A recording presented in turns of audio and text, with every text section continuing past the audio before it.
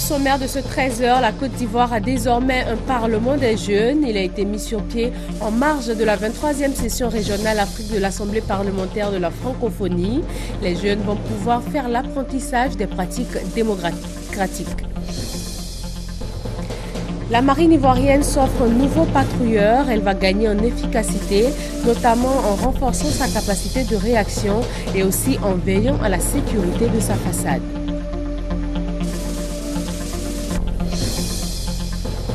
Au moins 35 personnes ont été tuées depuis vendredi en Somalie, le long de la frontière avec l'Éthiopie. Bilan des affrontements entre milices somaliennes et une unité des forces éthiopiennes. Bienvenue dans le 13h sur RTI 1. Bonjour et merci d'être avec nous. Le roi du Maroc est à Abidjan depuis ce samedi. Au programme de cette visite, un tête-à-tête du roi avec le président Alassane Ouattara aujourd'hui lundi. L'entretien sera suivi de plusieurs signatures d'accords bilatéraux.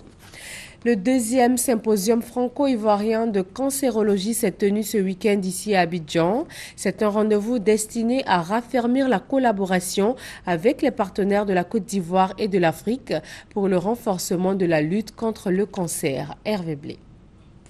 Le rendez-vous d'Abidjan, axé sur les innovations en cancérologie et leur accessibilité aux patients de Côte d'Ivoire et d'autres pays africains, est le moment pour les praticiens ivoiriens, africains et français de raffermir leur collaboration. Aucun oncologue ne peut prétendre soigner et guérir un cancer tout seul. Chaque spécialité est incontournable, ainsi que tous les agents de santé et toute la communauté. Mais on a besoin de moyens. La cancérologie, la médecine a besoin de moyens, les patients ont besoin de moyens. On est dans des situations de vulnérabilité et nous, les gens bien portants, potentiellement aussi malades, à cette période de notre vie, on se doit de les aider, de les soutenir. Et c'est pour cela que notre cause commune aujourd'hui, elle a un sens humain. Présent à ce rendez-vous autour de la problématique du cancer, le Premier ministre a marqué l'option prise par le président Alassane Ouattara et le gouvernement ivoirien de faire de la lutte contre le cancer une réalité en Côte d'Ivoire. Mesdames et messieurs, je puis vous l'affirmer, le gouvernement ivoirien s'engage à vos côtés. D'ici peu, nous poserons la première pierre du premier centre de radiothérapie au CHU de Cocody. Des études sont parallèlement en cours pour la création d'un grand centre d'oncologie et de radiothérapie de dimension régionale. Chaque année, le cancer touche 7 600 000 personnes dans le monde. En Côte d'Ivoire, les nouveaux cas sont estimés entre 16 et 20 000. Pour eux, comme pour plusieurs autres personnes, le rendez-vous d'Abidjan qui met en exergue, entre autres points, les avancées dans la prévention et les innovations dans les diagnostics vient faciliter le traitement, voire la guérison. L'opération de révision de la liste électorale démarre ce lundi et va durer 30 jours. La commission électorale indépendante a déployé 2000 centres fixes, 500 équipes mobiles dans le pays et 53 centres dans 19 autres pays. La lutte contre le terrorisme et la pauvreté, sujets centraux de la 23e session régionale Afrique de l'Assemblée parlementaire de la francophonie. Plusieurs résolutions et recommandations ont sanctionné les 3 jours d'échange et de réflexion. Le reportage est signé Léon Bro. Marilyn, présidente du premier bureau du Parlement national des jeunes, une assemblée nationale en miniature parce que destinée aux personnes âgées de 17 à 25 ans. Sur cette plateforme de culture de l'excellence, d'initiation aux activités parlementaires et d'apprentissage des valeurs de démocratie, Marilyn entend mettre ses empreintes. C'est vraiment une joie pour moi que de représenter tant de jeunes d'un aussi prestigieux pays qui est la Côte d'Ivoire. On aura amené des activités pour rassembler les jeunes, pour leur parler de l'importance de la bonne gouvernance économique et politique et aussi parler des maux qui minent actuellement la jeunesse dans tout son ensemble. L'arrivée de Marilyn au Perchois, c'est à l'issue du deuxième tour d'un scrutin uninominal direct avec 52% des suffrages exprimés contre 48% pour son adversaire qui ne conteste pas ses résultats. De toutes les façons, si je gagnais, elle perdait. Il ne faut pas en vouloir quelqu'un. Je suis fier. D'abord, je la félicite et je suis reconnaissant aussi avec tous ceux qui ont voté. Et je pense bien qu'ils ont su faire le choix. ont pris part à ce jeu démocratique qui consacre la mise en place du Parlement national des jeunes, 34 délégués jeunes représentant les 32 régions et les 2 districts du pays. Le bureau de séance présidé par le doyen d'âge a eu pour secrétaire la plus jeune parlementaire, comme c'est le cas à l'Assemblée nationale, et les travaux supervisés par Dassansan et Yasmina Ouignet, les plus jeunes députés de la législature Soro. La Côte d'Ivoire vient de se doter d'un 2e navire. C'est le 2e d'une série de 3 commandés par l'État. Ce nouveau patrouilleur va permettre à la Marine nationale de veiller à la sécurité de sa façade et de renforcer sa capacité de réaction. C'est un reportage de Abou Sanogo. Il s'agit du patrouilleur Le Bouclier. Il est le 2e d'une série de 3, commandé par l'État de Côte d'Ivoire. Il vient renforcer les capacités de réaction de la Marine nationale. Le patrouilleur Le Bouclier est construit en matériaux composites verre résine renforcés, gage de solidité et de confort. Avec ses 2 moteurs de plus de 1100 chevaux et ses 2 générateurs qui produisent 40 kVA, il a un coût d'exploitation et un entretien réduit avec une disponibilité technique de 350 jours par an pour un taux d'activité annuel de 1800 heures. Pour le compte amiral Diakari Diakonate, commandant la Marine nationale, le patrouilleur Le Bouclier permettra de réaliser l'action de l'État en mer. L'entrée en service des patrouilleurs L'Émergence et Le Bouclier, qui ont une autonomie de 6 jours, a changé le quotidien des marins ivoiriens. Leur mise en service va permettre d'assurer la sécurité transfrontalière en liaison avec les marines sœurs des autres pays bordant le golfe de Guinée. Les 31 régions de la Côte d'Ivoire vont être dotées d'un comité local adapté à la réforme du secteur de la sécurité. Les populations ont été exhortées à collaborer avec les forces de l'ordre en vue de les rendre plus efficaces. Soro Corona, Kwadio Kwame. La réforme du secteur de la sécurité RSS est l'ensemble des mesures prises par le président de la République en vue de transformer les acteurs et institutions en charge de la sécurité. Cette réforme est basée sur 108 dispositions à conduire reparties en 8 piliers. Cette réforme vise à bâtir un État démocratique et à renforcer les institutions en charge de la sécurité. Pour sensibiliser et amener les populations à s'approprier cette réforme, le Conseil national de sécurité a initié une tournée dans 4 régions du pays: Katiola, Bouaké, Bouaflé et Yamoussoukro. Il a été question de mettre en place une gouvernance locale de la RSS.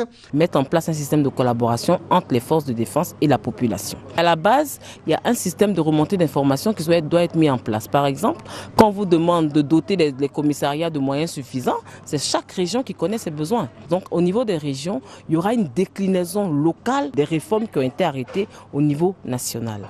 Ces sessions de formation doivent permettre au Conseil national de sécurité de bâtir la confiance entre les populations, l'administration préfectorale et municipale et les forces de sécurité intérieure. Les populations ont été exhortées à participer à la restauration de la sécurité et à la stabilité à travers leur collaboration avec les forces de l'ordre. Par cette approche participative, la réforme du secteur de la sécurité veut impliquer les populations à construire une nation paisible. La Fédération nationale des confréries d'Ozo de Côte d'Ivoire forme ses membres sur la question du foncier rural, un sujet à la base de bien des conflits dans le pays. Thérèse Yoboué. Ce sont plus de 500 délégués venus des différentes sections des confréries d'Ozo du pays qui se sont retrouvés à Diempredouo, dans le département de Bondoukou, dans le cadre de cette formation sur le foncier rural. La loi relative au domaine du foncier rural en Côte d'Ivoire, le droit de propriété, les difficultés de mise en œuvre de la loi sur le foncier rural étaient au centre des discussions. Nous remercions le président Sori pour l'initiative qu'il a prise vis-à-vis de nous, les Dozo, pour que nous connaissions nos droits et devoirs sur cette terre, puisque nous sommes des travailleurs sur la terre. Dozo, c'est un exploitant de la terre.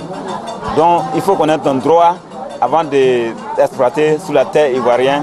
Nous sommes venus demander à nos membres, les 4 ambassadeurs, auprès de nos membres de toutes les régions, pour leur dire que la terre appartient à un propriétaire. Donc on a son droit avant d'exploiter cette terre-là. Il ressort des discussions avec Kankwasi, le formateur, que seul l'État, les collectivités publiques et les personnes physiques ivoiriennes peuvent être propriétaires de terres en Côte d'Ivoire. Une organisation non gouvernementale présente aux autorités de Bandoukou son projet de dynamisation du processus de paix.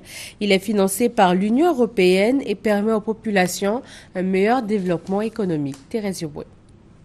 Créée en mai 2006, l'ONG La Cibes a pour objectif d'améliorer les conditions de vie des populations démunies et en difficulté. Elle intervient dans les domaines de la santé, de l'éducation, de l'eau, l'hygiène et assainissement, ainsi que la lutte contre la pauvreté. Elle a mené plusieurs actions dans la région du Gontougo, notamment la construction de latrines, d'un centre d'accueil pour enfants, la réhabilitation d'un centre de santé rural et de plusieurs pompes villageoises. Ce projet est financé par l'Union européenne et consiste également à la lutte contre les violences basées sur le genre et le civisme fiscal. Le secrétaire général 1 de la préfecture de Bandoukou, Kalidia Kwame, a souligné l'intérêt que le corps préfectoral accorde à ce projet. Elle a félicité l'ONG La Cibes pour son sérieux et le travail abattu. Sur le terrain, la Fédération ivoirienne des petites et moyennes entreprises et la Caisse nationale de prévoyance sociale renforcent les capacités des responsables des petites et moyennes entreprises. L'objectif est de les amener à déclarer leurs travailleurs à la CNPS. Éric Goré. Un séminaire de formation à l'intention des employeurs. Il vise à les inciter à assurer la protection sociale de leurs employés en les déclarant à la Caisse nationale de prévoyance sociale CNPS. Pour les initiateurs de ce séminaire, cette formation a pour but de faire comprendre aux employeurs l'intérêt pour eux de déclarer leurs agents à la CNPS. Quand une entreprise se crée, il faut qu'elle sache qu'elle doit se déclarer. Deuxième chose, qu'elle déclare tous ses travailleurs.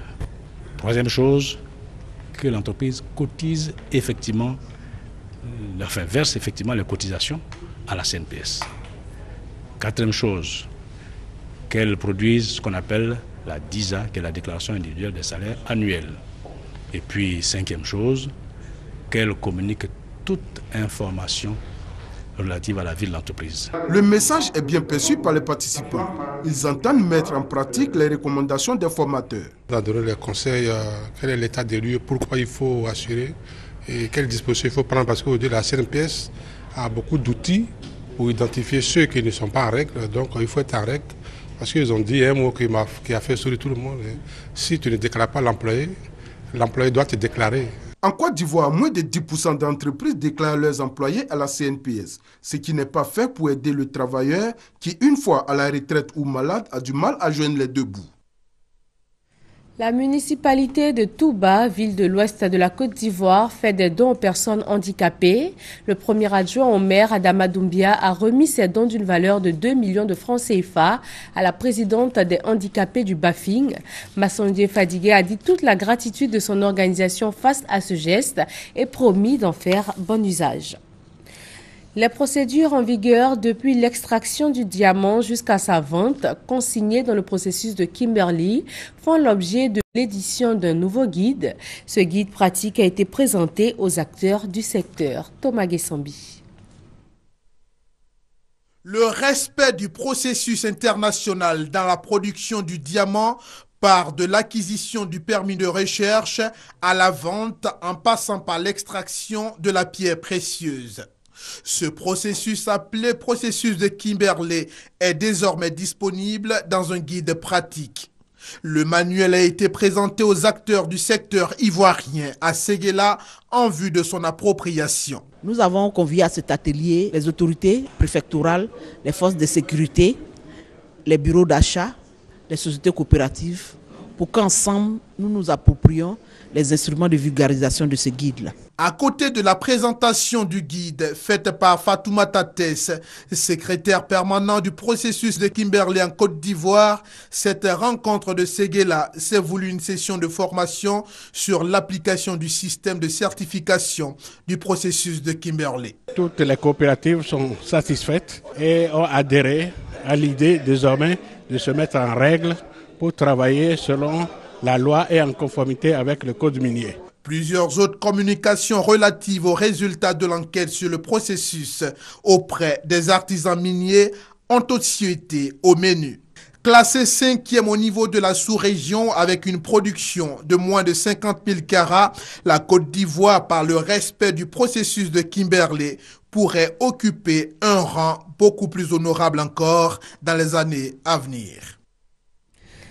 Le tribunal du commerce d'Abidjan vient de se doter d'un logiciel de gestion électronique.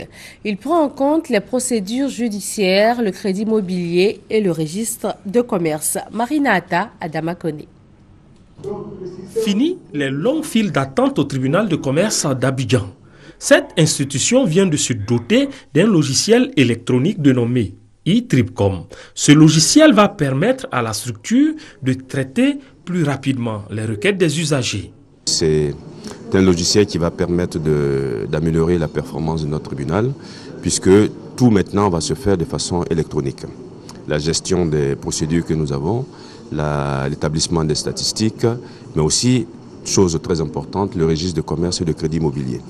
Puisque au niveau du tribunal de commerce, on procède à des immatriculations, à des inscriptions de sûreté. L'opérateur économique pourra, de son bureau, de sa maison, c'est selon, faire les demandes de registre de commerce à partir de son ordinateur. En scannant les pièces qu'il convient, en nous les envoyant. Nous les traitons aussi pour avoir électronique et nous les lui renvoyons pour avoir électronique pour que lui-même puisse éditer sa fiche d'immatriculation. Et une fois que tout ça est fait et que c'est validé, en ce moment-là, vous payez en ligne. Et puis le système maintenant le transmet au niveau du back-office qui est au niveau du tribunal de commerce. Une dynamique dans laquelle l'institution s'inscrit afin d'être une plateforme juridique moderne en Côte d'Ivoire et dans la sous-région. Le tribunal de commerce est une juridiction autonome. Il a en charge la gestion des litiges liés aux affaires depuis sa création en 2012. Les cadres et les élus du Moronou ont initié une rencontre en hommage aux actions de développement du chef de l'État. Sidonie Davila pour le reportage. Tout le Moronou debout derrière le président Alassane Ouattara. Pour témoigner leur soutien au chef de l'État, ce samedi, les populations sont sorties massivement pour prendre part à la cérémonie d'hommage initiée par Awandoli Théophile, directeur de cabinet du Premier ministre Daniel Kablan-Duncan. Alassane Ouattara constitue assurément la nouvelle chance de la Côte d'Ivoire, la porte vers un horizon nouveau de prospérité et de bien-être pour toutes les populations vivant en Côte d'Ivoire. Monsieur le Premier ministre, vous pouvez donc rassurer le président Ouattara du soutien total, sans faille, de ses frères et sœurs du Moronou. Le Moronou se tient dès à présent et résolument derrière le président Alassane Ouattara pour lui donner le moment venu toutes les voix du Moronou. Les populations dans toutes leurs composantes ont félicité le président de la République pour ses actions de développement. Elles ont souhaité que leur localité en bénéficie également. Ces populations ont exprimé leurs besoins en eau, en électrification, en centre de santé, pour ne citer que ceux-là. Des besoins dont le plus imminent est le bitumage de l'axe Akupé, Abongwa et Kotobi. Un dossier bien connu du parrain de la cérémonie, le Premier ministre Daniel Kablan-Duncan, qui est d'ailleurs à sa 4e visite dans la région. La région du Moronou n'est pas en reste. Bien plus, diverses infrastructures et réalisations ont été faites, notamment dans le cadre du PPU, du projet ou dans le cadre du budget général de l'État. Je ne saurais bien entendu omettre un dossier qui vous tient à cœur, il concerne le bitumage de l'axe Akupé, Abongwa, Kotobi, Bongwanou. L'année prochaine, cette voie sera donc faite. Vous avez eu raison d'organiser cette journée d'hommage au grand homme qu'est le président Alassane Ouattara. Je note que vous voulez de façon solennelle et particulière témoigner votre attachement à la fois aux idéaux, mais aussi à l'œuvre et la personne du chef de l'État. Ce faisant, vous inscrivez dans la droite ligne du choix judicieux opéré par le RHDP. Pour mieux s'imprégner des réalités que vivent les populations du Moronou et y apporter des solutions, les habitants ont souhaité une visite prochaine du président de la République. Beaucoup d'espoirs sont donc placés en cette visite qui, selon les populations, verra l'amorce du développement dans cette région, la dernière née de toutes. C'était un reportage de Sidonie Davila relatif au soutien des cadres élus du Moronou aux actions de développement du président Alassane Ouattara. La fête des mères a été célébrée hier dimanche. Des Ivoiriens vivant en France se sont retrouvés pour l'occasion et ils en ont profité pour plancher sur leur participation au développement de leur pays, la Côte d'Ivoire. Éric Goré, Léambro. Les Ivoiriens de France, singulièrement les femmes gourou, veulent participer activement au développement du pays et surtout promouvoir la culture ivoirienne à l'extérieur. Réunis à cette rencontre, l'engagement a été réaffirmé. Ces Ivoiriens disent être fiers de leur pays, la Côte d'Ivoire qui amorce un nouveau départ. Il est donc important selon eux qu'ils apportent leur pierre à l'édifice. Thiboué Michel, parrain de l'événement, invite ses filleuls à œuvrer pour la réconciliation nationale. Pour lui, chaque Ivoirien doit être l'ambassadeur de la Côte d'Ivoire à l'extérieur. Des actions de solidarité sont prévues en faveur des Ivoiriens démunis dans les jours à venir en Côte d'Ivoire.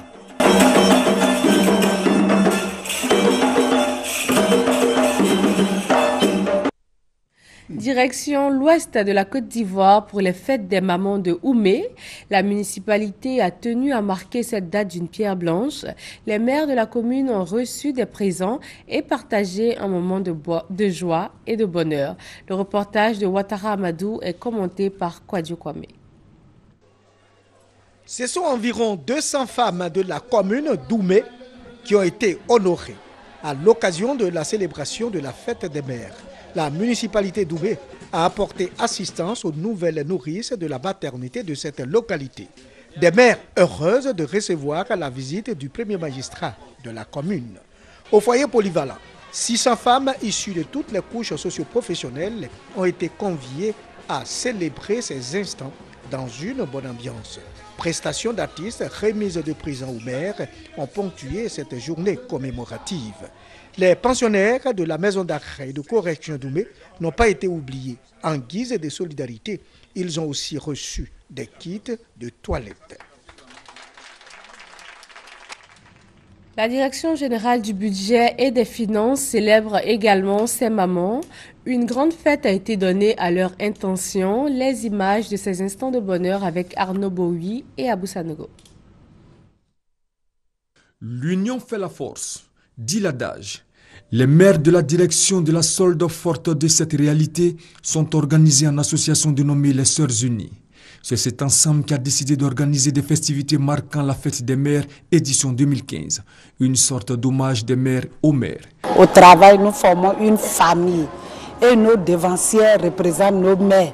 Donc nous avons décidé de les fêter. Outre les hommages des initiatrices de la fête, plusieurs autres manifestations de sympathie ont eu lieu, notamment des poèmes, des chants et des danses d'hommage lus et exécutés.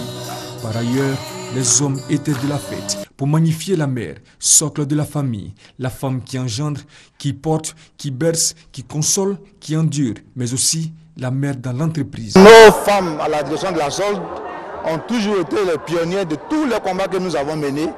Nous leur rendons hommage aujourd'hui pour tous ces efforts qu'elles font, pour tout ce travail qu'elles abattent pour la Côte d'Ivoire. Au-delà de l'hommage, le parrain Uncho a salué l'union des mères de la solde et a demandé aux femmes de contribuer à la réconciliation des Ivoiriens.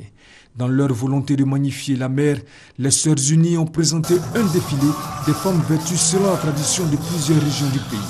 Des présents ont été remis aux mamans. L'Union des femmes de San Pedro a décidé de s'engager pour le développement de sa localité. Pour y arriver, ces femmes se sont constituées en association. Elles vont pouvoir ensemble initier des activités génératrices de revenus afin de se prendre en charge. Hermaniamia. Aucune femme de San Pedro n'a voulu se faire compter cette cérémonie d'engagement des femmes pour le développement de San Pedro. Les 31 bâches dressées pour la circonstance se sont avérées insuffisantes pour accueillir les 500 associations et groupements féminins de la commune. Elles ont tenu à travers cette mobilisation à traduire leur engagement de contribuer effectivement au développement de leur cité. La présidente de l'Union des femmes de la commune de San Pedro a précisé que les femmes sont restées longtemps passives au développement de la commune. Aujourd'hui, selon Odette Kofi, elles sont déterminées à s'investir dans tous les secteurs d'activité pourvoyeuses d'emploi et de revenus. Et pour y arriver, elles entendent mettre l'accent sur la formation.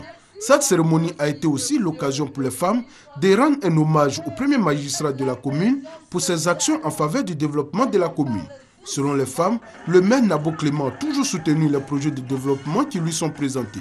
L'Union a contribué de façon significative en soutien aux actions de M. le ministre Bota Nabo Clément au retour de la cohésion sociale dans notre cité où il n'y a pas longtemps, on se regardait un chien de faïence. Procédant à l'investiture du bureau de l'Union des femmes de la commune de San Pedro, le maire Nabo Clément s'est dit touché par cette marque de reconnaissance. Il s'est engagé à poursuivre ses actions de développement en construisant de nouveaux marchés et aussi à octroyer des fonds pour l'entrepreneuriat des femmes. Créée le 20 juin 2014, l'Union des femmes de San Pedro s'est donné comme mission d'apporter un appui institutionnel, organisationnel, technique et financier aux organisations des femmes de la commune de San Pedro. C'est déjà les vacances scolaires pour les élèves qui ne sont pas en classe d'examen. À l'école confessionnelle Hidayatul Nashihin de Yopougon, les meilleurs ont été distingués et récompensés. Ces élèves du système franco-arabe ont été exhortés à la discipline et à la rigueur dans le travail. Reportage. Bientôt la fin de l'année scolaire pour les élèves de l'école confessionnelle Hidayatul Nashihin de Yopougon. Avant de prendre congé des classes, les tout-petits ont eu droit à leur traditionnelle journée culturelle dénommée les Petits Génies. Journée meublée de concours de lecture coranique, d'appel à la prière et d'art oratoire.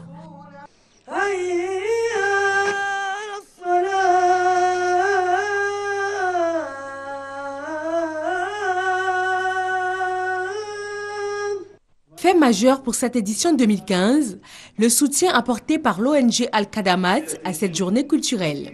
Un soutien qui vise à perpétuer la connaissance de l'islam par les enfants. Nous savons ce que la connaissance apporte à l'homme. Aujourd'hui, quand on parle des États-Unis, nous savons que c'est la connaissance.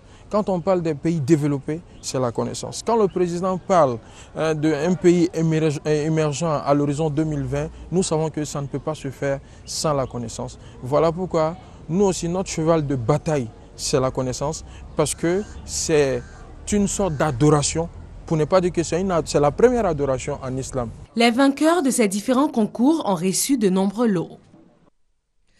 Direction Lourdes en France pour le 57e pèlerinage militaire.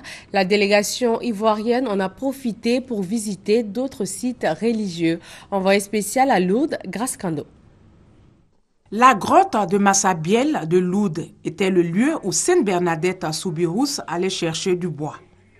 C'est justement à cet endroit que la Sainte Vierge Marie lui est apparue 18 fois en 1858. Cette grotte, les pèlerins l'ont visitée. Chaque pèlerin tenait une rose en main en procession pour y faire un vœu ou une prière. Il est aussi de tradition que les pèlerins viennent à cette grotte avec un siège en mémoire de ce geste effectué par Sainte Bernadette Soubirous lors des premières apparitions de la Vierge Marie. Les pèlerins militaires n'ont pas dérogé à cette règle. Ils ont aussi apporté un siège sur lequel il est marqué « Désarmons réellement notre cœur et que la paix revienne définitivement dans notre pays, la Côte d'Ivoire ». À travers des méditations, plusieurs intentions de prière ont été confiées à Sainte Bernadette Soubirous. Les militaires ivoiriens ont également mis à profit leur séjour à Lourdes pour visiter plusieurs sites qui retracent la vie de Sainte Bernadette, notamment sa maison natale, ainsi que Batrès, la ville où elle gardait les troupeaux. Sainte Bernadette Soubirous meurt en 1879 à l'âge de 35 ans et proclamée sainte par le pape Pie XI en décembre 1933. Au Mali, Al-Qaïda au Maghreb islamique AQMI a revendiqué 2 attaques contre la force de l'ONU MINUSMA, une attaque aux roquettes contre une base de la MINUSMA et l'attentat à l'explosif ayant visé le 28 mai un convoi dans lequel se trouvaient les chefs des militaires et des policiers de la MINUSMA. Au moins 35 personnes ont été tuées depuis vendredi en Somalie, le long de la frontière avec l'Éthiopie, dans des affrontements entre milices somaliennes et une unité des forces éthiopiennes. Les violences ont commencé la semaine dernière. Elles ont repris avec une plus grande intensité vendredi, après des raids menés par une force d'élite éthiopienne sur plusieurs villages frontaliers. Et voilà, c'est tout pour ce 13h. Merci de nous avoir suivis. Très bon début de semaine à vous sur RTI1.